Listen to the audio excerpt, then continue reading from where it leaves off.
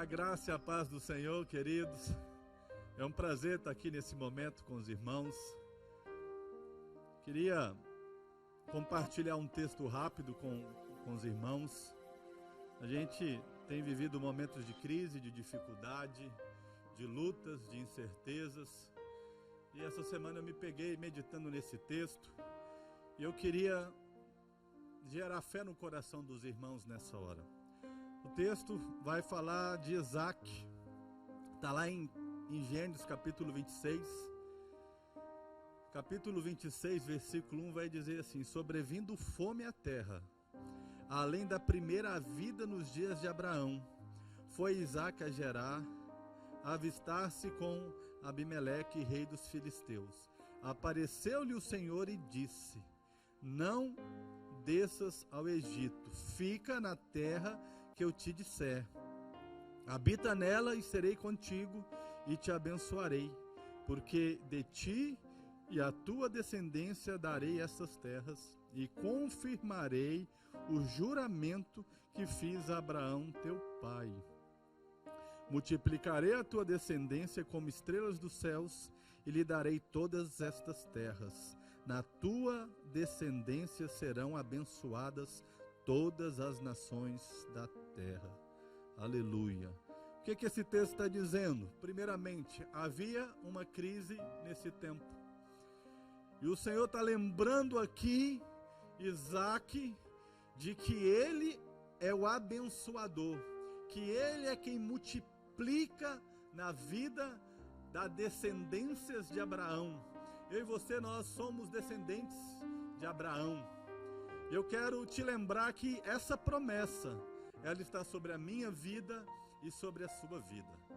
Se a gente for decorrer no texto, nós vamos ver Isaac então fazendo algo. No versículo 12 vai dizer assim: semeou Isaac naquela terra e no mesmo ano recolheu 100 por um. E por que ele recolhia 100 por um, pastor? O texto está dizendo, porque o Senhor o abençoava. O Senhor é aquele que nos abençoa. E o versículo 13, enriqueceu o homem, prosperou, ficou riquíssimo, possuía ovelhas e bois e grande número de servos, de maneira que os filisteus lhe tinham inveja. Eu quero te dizer algo. Eu e você precisamos ter o nosso coração em fé. A palavra do Senhor diz que a fé vem pelo ouvir e ouvir a palavra de Cristo Jesus. Do mesmo jeito que eu e você é gerado fé no nosso coração, também a gente pode dizer que ao permitir que as circunstâncias, as coisas de fora, todas as notícias negativas de alguma maneira então pode fazer com que eu e você venhamos diminuir a nossa fé. Mas eu quero te dizer que o Senhor é o Deus que nos abençoa. Ele é o Deus que multiplica sobre as nossas vidas. Eu quero te dizer, irmãos, nesse tempo de crise, de dificuldade, não olhe para as circunstâncias, não olhe para as lutas. Eu quero concluir o que eu quero aplicar para os irmãos. Eclesiastes capítulo 11, versículo 1 diz assim: lança o teu pão sobre as águas, porque depois de muitos dias o achará. Versículo 4: quem semeia observando o vento nunca semeará, e o que olha para as nuvens nunca cegará. O que esse texto está querendo dizer? Aquele que olha para as circunstâncias, aquele que olha para as lutas, aquele que tem o olhar no natural, não consegue gerar fé no seu coração, não tem forças para avançar. Eu quero declarar para você, esse tempo de crise é tempo de mim e de você olharmos para o Senhor, que o meu e o seu olhar esteja fixo no autor e consumador da nossa vida, que é Cristo Jesus. Eu quero te pedir, irmão, creia, aumente a sua fé. Hoje eu quero ser boca de Deus para dizer: creia que o Senhor é o que te abençoa, é Ele que multiplica o pão da sua casa, é Ele que abre as portas. Há uma promessa sobre a mim e sobre a sua vida. Eu quero te desafiar, você ser esse cheio de fé. Eu quero dizer: ouça, invista tempo com Cristo Jesus, leia a palavra, invista tempo em oração, ponha Cristo como o centro da sua vida. Eu quero te desafiar nesses dias, você não olhar para as circunstâncias, porque quando olhamos para as circunstâncias é porque tiramos o olhar do Cristo. Olhe para Cristo.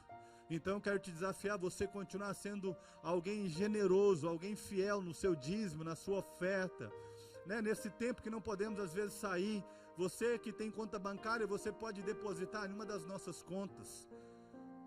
Você que não trabalha com conta, você pode acessar tanto pelo telefone da igreja e principalmente pelo WhatsApp, que um dos pastores ou qualquer equipe da tesouraria irá até a sua casa. Mas eu quero dizer para você, seja alguém que esteja com o olhar em Cristo Jesus. Não perca o seu tempo, não permita que a circunstância abale a sua fé. É Ele que te abençoa, é Ele que faz toda a obra. Eu quero te desafiar, querido, você continuar sendo fiel. Não porque se você não for, Deus não vai te abençoar, você já é abençoado, porque Ele é bom, mas há uma promessa sobre mim e sobre você, e queremos juntos ser fiel a Deus e à igreja que é do Senhor nesses dias. Então quero te pedir, querido, seja fiel ao Senhor, não olhe para as circunstâncias, olhe para Cristo Jesus. Essa era a palavra que eu queria te dar. Creio em nome de Jesus que o Espírito Santo é aquele que pode mover no teu coração e no teu espírito. Eu quero te pedir, olhe para o Senhor, dias melhores virão, creia nisso.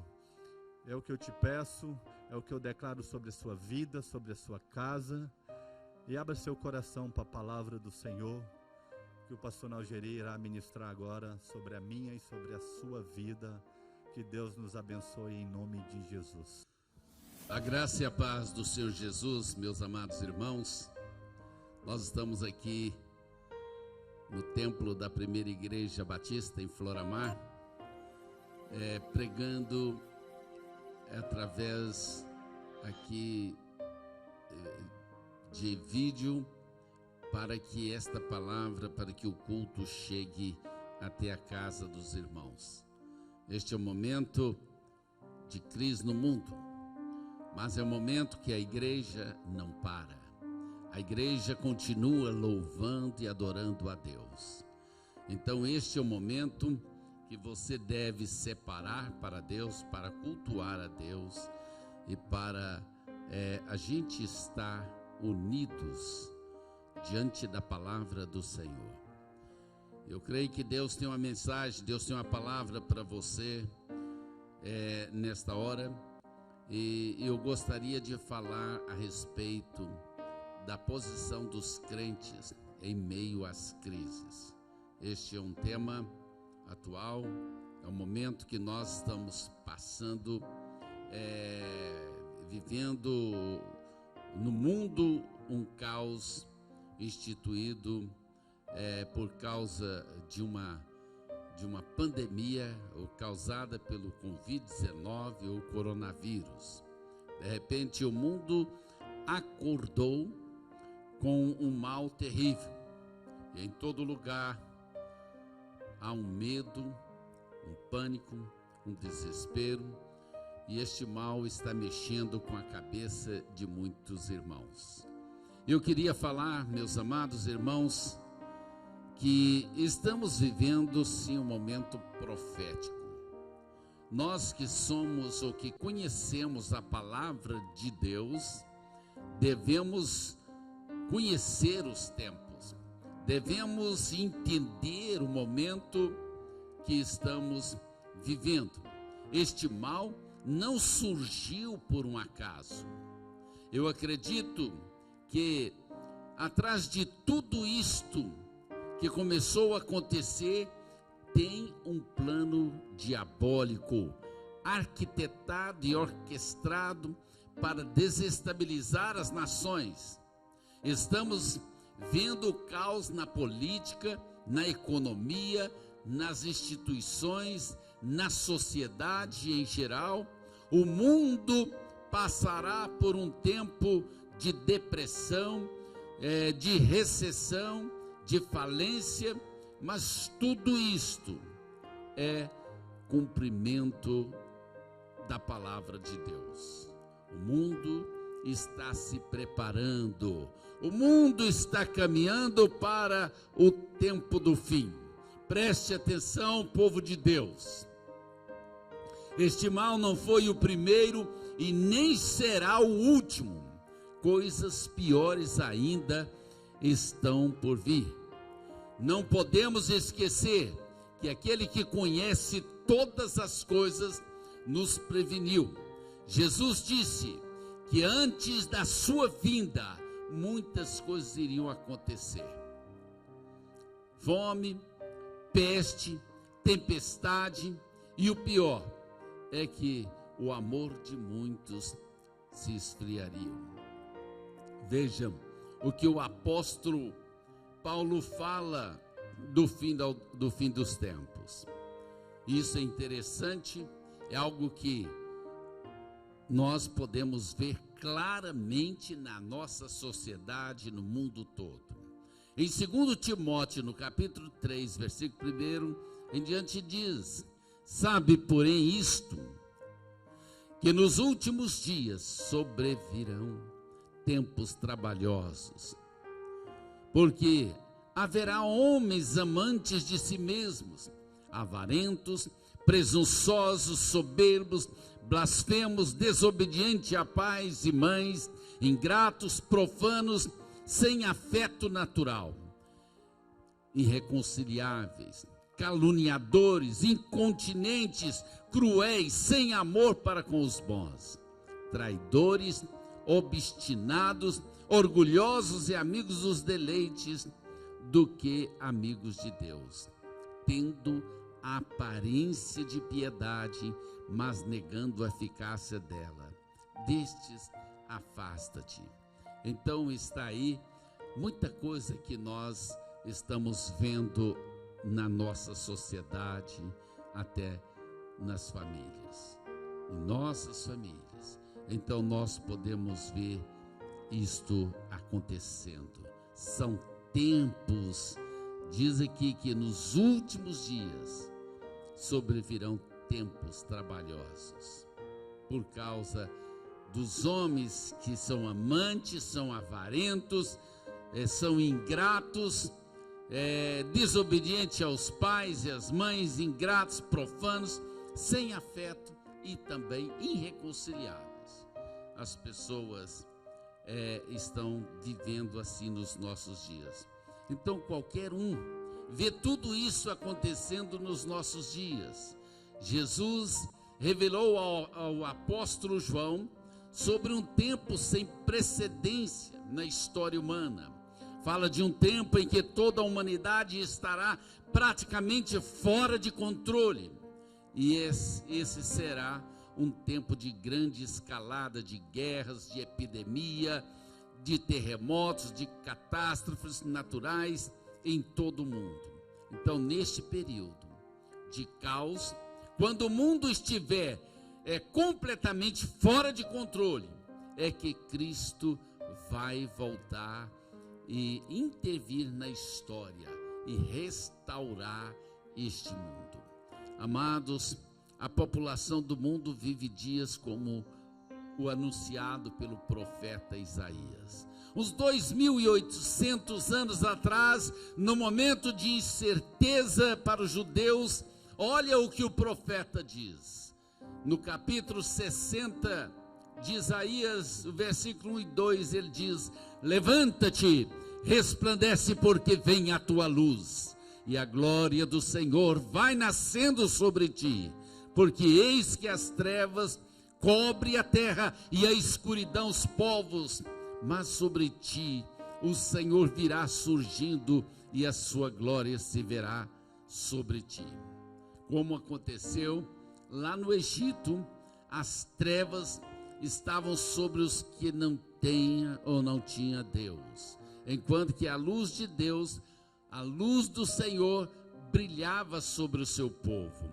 A penúltima praga sobre o Egito, registrada lá em Êxodo, no capítulo 10, o versículo 21 e 23, então disse o Senhor a Moisés: estende a tua mão para o céu, e virão trevas sobre a terra do Egito, trevas que se apalpem.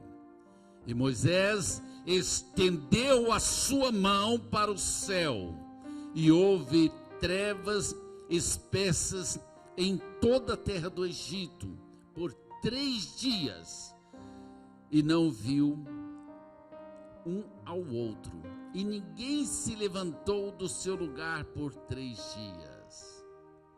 O texto diz, o final do versículo 23, ele diz: mas todos os filhos de Israel tinham luz em suas habitações. Irmãos, as trevas fala sobre a situação dos homens, que não conseguem ver, que não conseguem discernir, que não conseguem entender, porque seus olhos estão cegos, tapados pelo diabo, e eles não podem entender a palavra de Deus.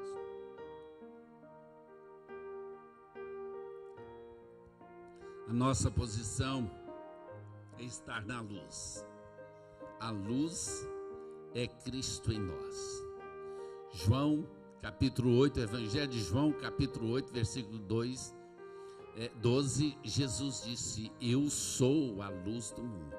Quem me segue nunca andará em trevas, mas terá a luz da vida. A luz ilumina a escuridão, torna tudo visível e nos permite ver o caminho. Jesus ilumina nossos corações, nos revela o pecado e a salvação e nos mostra o caminho para Deus. Ele é a luz que brilha em nossas vidas. Paulo, ainda escrevendo em 1 Tessalonicenses capítulo 4, 6, olha o que Paulo escreve, advertindo a igreja, advertindo nós. Entretanto, vós, irmãos, não estáis vivendo nas trevas, para que esse dia, como se fosse um ladrão, vos ataque de surpresa. Porquanto vós todos sois filhos da luz e filhos do dia. Nós não somos da noite, muito menos das trevas. Assim, pois, não durmamos como os demais, mas estejamos alertos e sejamos sóbrios. Olha o que Paulo está afirmando. Ele está mostrando que o dia do Senhor, os dias que antecedem a sua vinda, nós somos ou não somos os filhos das trevas. Nós não somos ignorantes, nós não estamos alheios àquilo que a Bíblia fala. Porque esse dia ele vai surgir como se fosse um ladrão, mas nós não vamos ser apanhados de surpresa. Nós sabemos, por isso que eu disse, não foi a primeira e nem a última crise que o mundo vai passar. Ainda a palavra de Deus fala de pestes, de terremotos, de guerras, de tantas coisas. Mas Paulo está falando aqui: porquanto vós todos sois filhos da luz, filhos do dia, nós não somos da noite, nós não somos das trevas. Então, não durma, não fique sem ler a palavra de Deus, como as pessoas que andam como dormindo, né? A Bíblia diz: sejam sóbrios. Como filhos da luz, nós devemos estar atentos, não podemos dormir. Muitos crentes, por falta de andar na luz, estão tropeçando e deixando de ser fiéis a Deus, deixando seus compromissos com o Senhor. Jeremias capítulo 3:16 diz: dai glória ao Senhor vosso Deus, antes que venha a escuridão e antes que tropecem vossos pés nos montes tenebrosos. Antes que, esperando vós luz, ele a mude em sombra de morte e a reduz em escuridão. A ordem de Deus para o seu povo é: levanta-te. Foi isso que ele falou lá em Isaías: levanta-te, resplandece, porque vem a tua luz e a glória do Senhor vai nascendo sobre ti. Meus queridos e amados irmãos, é hora da igreja levantar-se, é hora da igreja resplandecer, porque a nossa luz, porque o Senhor Jesus está para vir, para buscar a sua igreja, e a glória do Senhor vai nascer sobre nós, ela vai realmente abençoar. Paulo ainda fala lá na sua segunda carta, ao segundo Tessalonicenses capítulo 2, que precisamos saber que o anticristo, o homem da iniquidade, ainda não se manifestou por causa do Espírito Santo na igreja. E só quando ele for tirado é que o anticristo vai realmente se manifestar. No entanto, irmãos, Paulo fala que o espírito do anticristo já está atuando, já está agindo. Ele ataca a igreja, ele ataca os crentes com calúnias, com as tentações, e ele está agindo em todos os lugares. Nós estamos vendo hoje o espírito do anticristo agindo aí no meio da imprensa, né? Nós estamos vendo o espírito do anticristo agindo na sociedade em geral, no meio político. Então, nós estamos vendo esta esquerda maldita que quer pregar o anarquismo, quer destruir os valores, critica a igreja, zomba de tudo aquilo que é sagrado. Nós vimos aí em uma marcha chamada aí por eles de orgulho gay, que deveria ser a vergonha gay, eles debochando ali, encenando ali uma crucificação como se fosse Jesus, de um homossexual beijando o outro, debochando, porque é isso que o anticristo vai fazer. Ele vai se opor, ele vai zombar, ele vai profanar, ele vai criticar tudo aquilo que é santo e é sagrado. E nós estamos vendo isto, eles criticando a palavra de Deus, eles debochando da palavra de Deus, eles querendo mudar a palavra de Deus. E hoje eles adulteraram até uma Bíblia chamada Graça sobre Graça. Esta Bíblia, eles tiraram os textos que os acusavam, eles tiraram os textos que falava sobre o homem não deitar com outro homem, o homem não ter relação com outro homem, porque Deus fez homem e mulher. Mas eles tiraram esses textos, quando a Bíblia condena o homossexualismo. Eles mudaram e escreveram uma Bíblia que não tenha esses textos. Eles tiraram. E a Bíblia diz que aquele que tirar uma só vírgula, uma só letra, que mudar o sentido da mensagem, todas as pragas irão cair sobre ele. Meus amados irmãos, então o espírito do anticristo está aí, na imprensa, no comunismo, na oposição da esquerda, que desestabelece a nossa economia, que ataca o governo. O sistema deste mundo é guiado pelo diabo. Ele é o príncipe deste mundo. Não tenha esperança que tudo vai melhorar. Não sou pessimista, mas acredito que tudo o que as Escrituras diz irá acontecer. Então, por isso, Isaías fala da escuridão, ele fala do momento tenebroso, ele fala deste momento crítico que o mundo está vivendo, mas ele diz sobre nós, sobre a igreja, a luz vai surgindo, e ele manda, levanta-te. Então, meus irmãos, não vamos ficar desmorecidos, não vamos ficar sem ânimo, sem força. nós não estamos desamparados, como falamos na escola dominical. Que esta noite você possa colocar a sua vida, a da sua família diante de Deus, orar, buscar o Senhor e nos preparar para a vinda de Jesus. Desperta. Paulo fala: desperta, tu que dormes. Levanta-te dentre os mortos. Levanta-te dentre os mortos. Nós somos filhos da luz.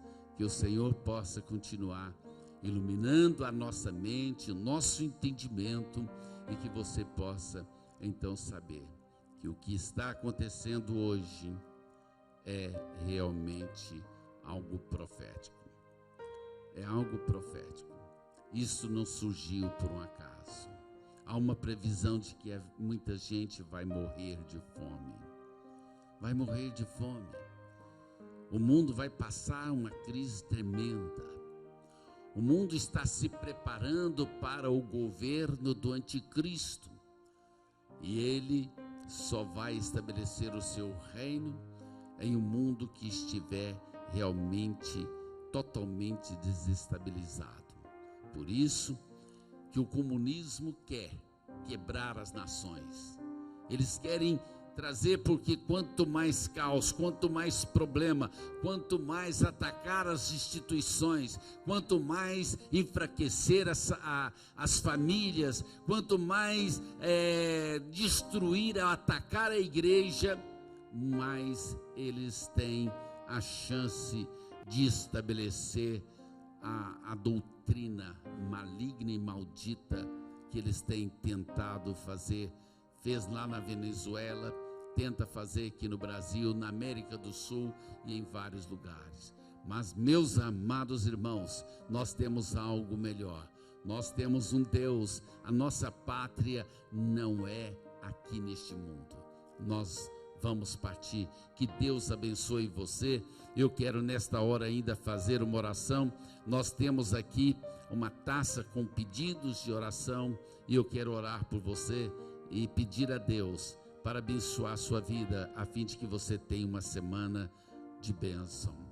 Está sendo incentivado pelo governo que as pessoas voltem ao seu trabalho, que os mais velhos fiquem isolados. Nós ainda estamos mantendo o nosso isolamento físico por um instante.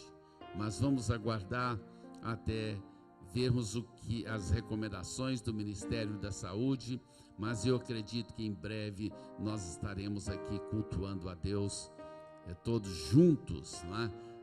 Louvando e adorando a Deus. Mas vamos orar, coloque a sua vida diante de Deus. Este é o momento de culto, de adoração. Esta noite Deus preparou e este é o dia do Senhor.